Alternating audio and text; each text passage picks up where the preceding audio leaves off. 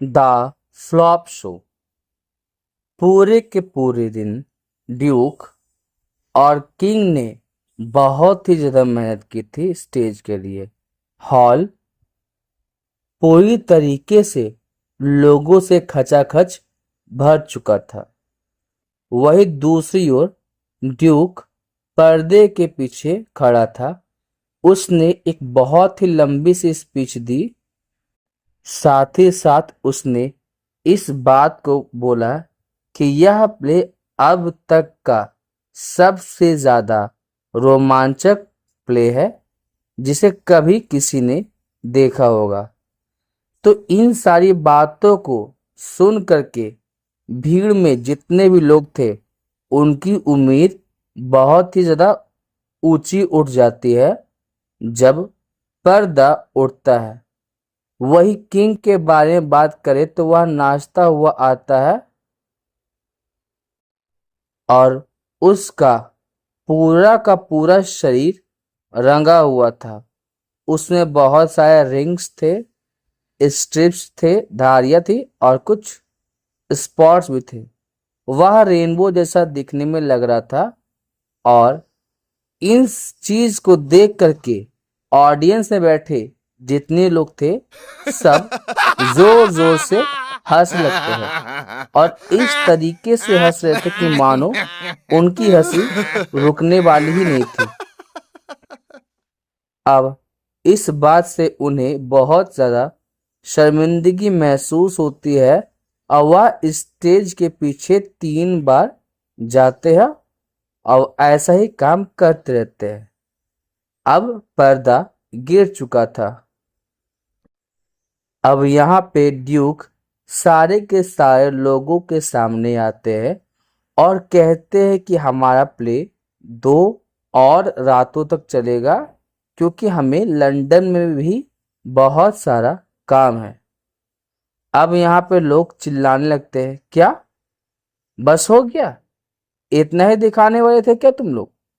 अब लोग बहुत ज़्यादा शोरगुल करने लगते हैं। उनमें से कुछ लोग तो स्टेज के पास भी चढ़ चुके थे और एक्टर्स के पास भी चले जाते हैं। तभी एक बड़ा सा आदमी वहां पे खड़ा होता है और चिल्लाता है, रुक जाओ, मुझसे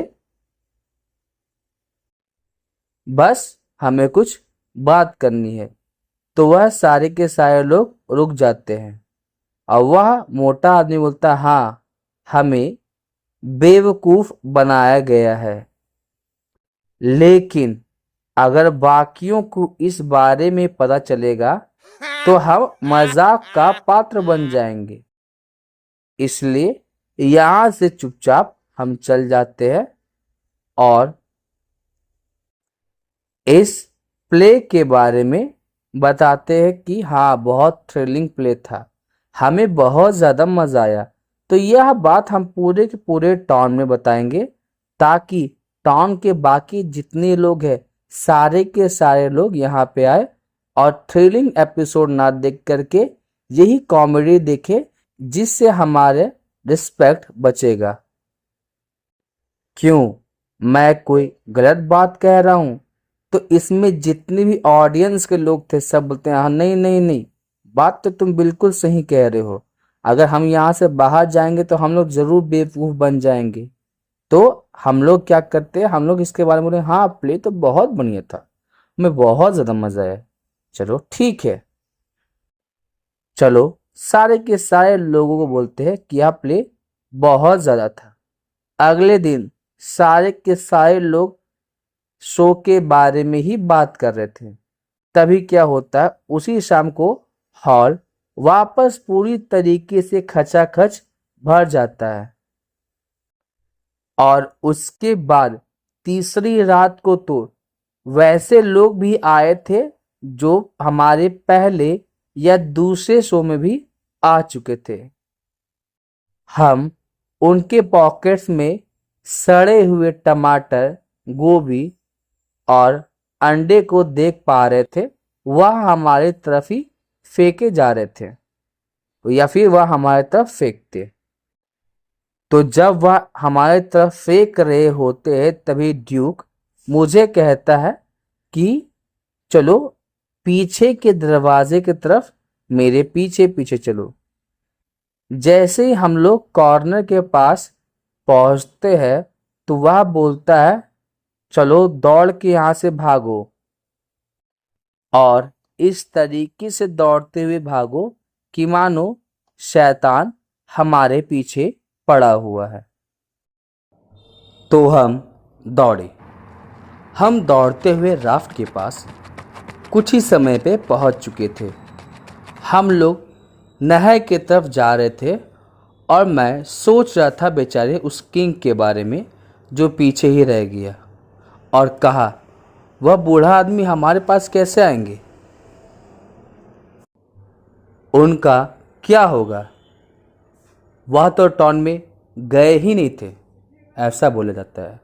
उसके बाद किंग और ड्यूक बहुत ही ज़्यादा खुश हो रहे थे क्योंकि उनके पास $465 था, जो कि अच्छा खासा अमाउंट था। वही दूसरी और मैं और जिम इस बारे में सोच रहे थे कि वे लोग तो बहुत बड़ी वाला ठगी है, इसमें किसी भी तरीके का कोई संदेश नहीं है। मैं सोने के लिए चला गया, लेकिन जिम ने मुझे रात के समय नहीं बुलाया। जैसे हम लोग टर्न वाइज करके हम लोग सोते थे, तो जिम ने मुझे रात को नहीं बुलाया। जब मैं सुबह के समय उठता हूँ तो मैं उसको देख रहा होता हूँ कि वह आराम से बैठा हुआ है, अपने सिर को झुका करके वह रो रहा था और साथ ही साथ अपने आप को कोस रहा था। शायद मुझे पता था वह किसके बारे में सोच रहा है।